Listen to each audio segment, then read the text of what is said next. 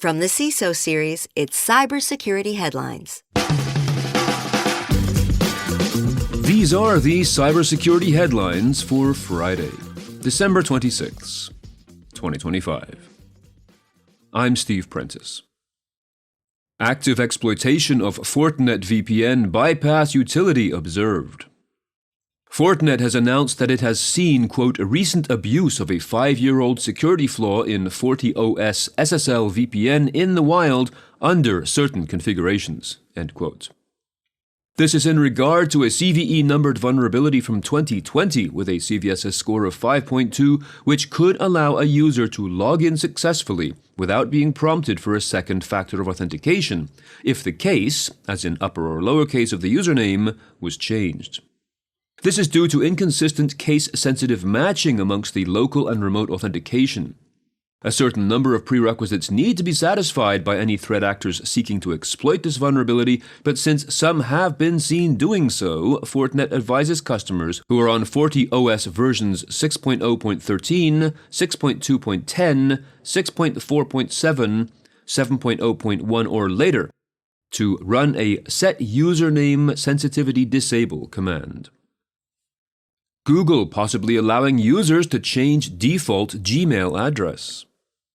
A clue to the idea that this may happen was spotted in a new support document located in a Telegram group and admittedly written in Hindi, which might hint at some localized testing in India before a full rollout.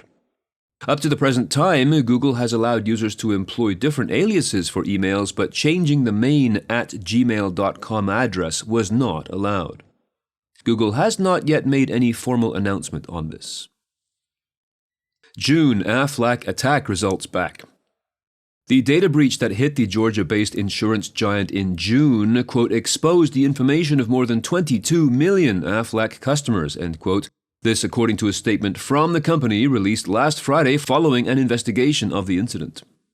The attack, which did not involve ransomware, according to the company, was stopped relatively quickly, but not before thieves made off with the customer data.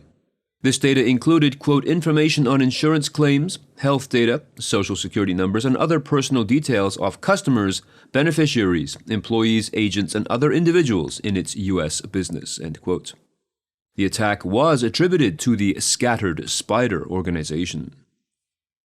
CISA adds actively exploited DigiEver NVR vulnerability to KEV. The security flaw in question impacts DigiEver DS-2105 Pro network video recorders, DigiEver being spelled D-I-G-I-E-V-E-R, and active exploitation has been noted. As such, it has been added to the known exploited vulnerabilities catalog. The flaw has a CVSS score of 8.8 and, quote, relates to a case of command injection that allows post-authentication remote code execution, end quote. Of primary concern is the ability of threat actors to deliver botnets such as Mirai and Shadow V2. Federal civilian executive branch agencies are expected to apply the mitigations or discontinue use of the product by January 12th of 2026. Huge thanks to our sponsor, ThreatLocker. Want real Zero Trust training? Zero Trust World 2026 delivers hands-on labs and workshops that show CISOs exactly how to implement and maintain Zero Trust in real environments. Join us March 4th through 6th in Orlando, plus a live CISO Series episode on March 6th. And you can get $200 off with the code ZTWCISO26 at ZTW.com. NIST and MITRE to partner up for AI cybersecurity research. NIST has announced that it will partner with the MITRE Corporation on a $20 million project to, quote, stand up 2 new research centers focused on artificial intelligence, including how the technology may impact cybersecurity for U.S. critical infrastructure, end quote. One of these centers will focus on advanced manufacturing, while the second will focus more directly on, quote, how industries that provide water, electricity, internet, and other essential services can protect and maintain services in the face of AI-enabled threats, end quote.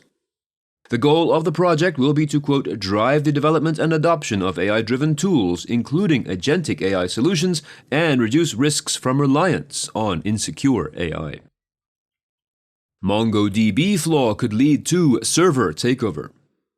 This high-severity vulnerability, with a CVSS score of 8.7, allows an unauthenticated remote attacker to execute arbitrary code on vulnerable servers through, quote, a client-side exploit of the server's zlib software library implementation, which can return uninitialized heap memory without authenticating to the server, end quote.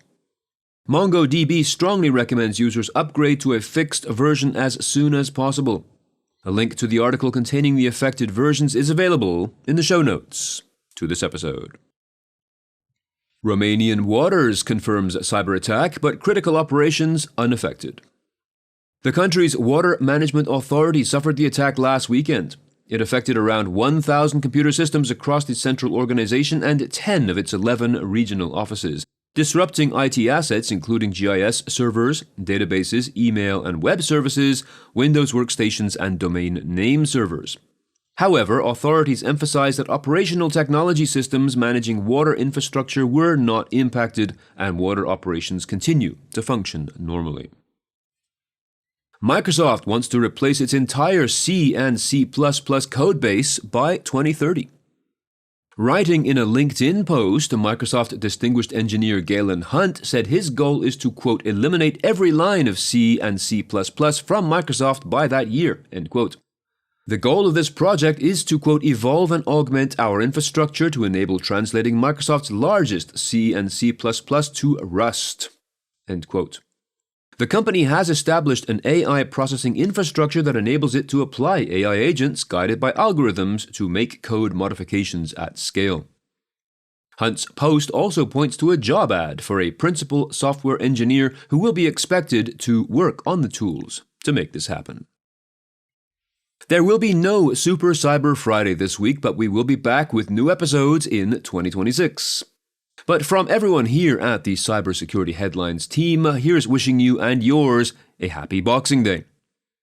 And if you have some thoughts on the news from today or about this show in general, please be sure to reach out to us at feedback@cisoseries.com. We would love to hear from you. I'm Steve Prentice, reporting for the CISO Series.